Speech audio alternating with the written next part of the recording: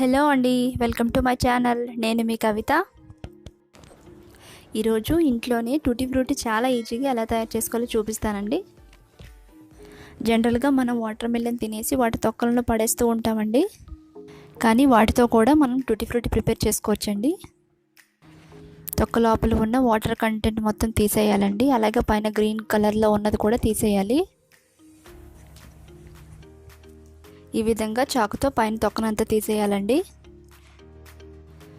కొంచెం దలసరిగానే కట్ చేసేసుకోవాలండి. Green colour ఉన్నంత వరకు కట్ చేసేయాలి.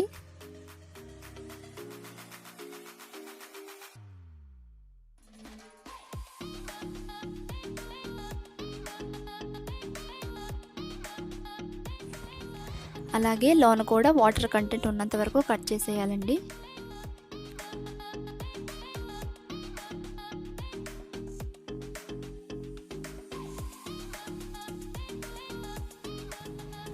చూసారు కదా, ఇలా అన్నీ కట్ చేసేసుకోవాలండి.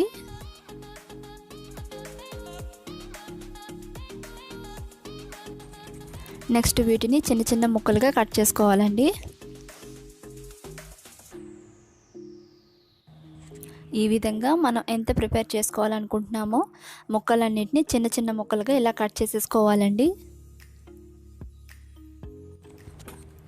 నెక్స్ట్ స్టవ్ ఆన్ చేసుకొని ఒక 2 కప్పులు వాటర్ని యాడ్ చేసుకోవాలండి.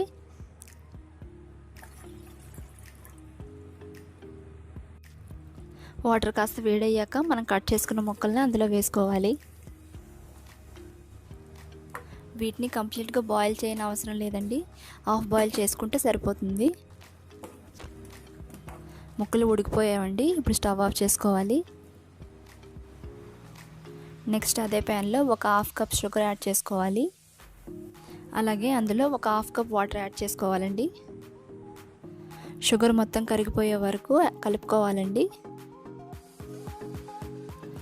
ఈ షుగర్ కాస్త పాకం వచ్చే వరకు ఒక 5 నిమిషాల పాటు మరిగించుకోవాలండి.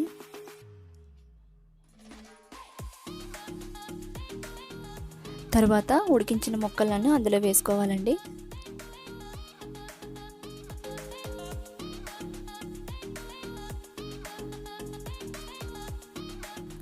షుగర్ వాటర్ మొత్తం దగ్గర అయ్యే వరకు ముక్కల్ని ఉడికించుకోవాలి.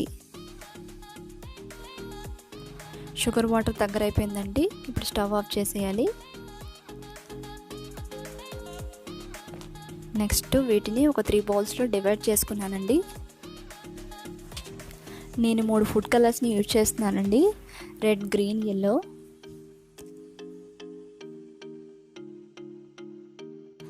ఈ కలర్స్ వేసుకున్నాక ఒకసారి బాగా కలుపుకోవాలి. నెక్స్ట్ వీటిలో ఉండే వాటర్ కంటెంట్ మొత్తం పోయే వరకు ఆరబెట్టుకోవాలండి. అలా అని ఎండలో ఆరబెట్టకూడదు, ఫ్యాన్ కింద ఆరబెట్టుకుంటే సరిపోతుంది.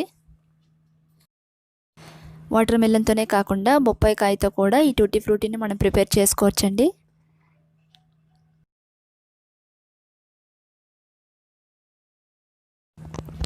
చూసారు కదా, టూటీ ఫ్రూటీ చక్కగా తయారైపోయింది. ఇది అచ్చం మనం బయట కొనే టూటీ ఫ్రూటీ లాంటి టేస్టే ఉంటుందండి. వీటిని ఫ్రిడ్జ్లో స్టోర్ చేసుకుంటే మ్యాక్సిమం 6 మంత్స్ వరకు పాడవకుండా ఉంటాయండి. ఓకే ఫ్రెండ్స్, మరిన్ని వీడియోస్ కోసం మా ఛానల్ సబ్స్క్రైబ్ చేసుకోండి, లైక్ చేయండి, షేర్ చేయండి, కామెంట్ చేయడం మర్చిపోవద్దు. Thank you.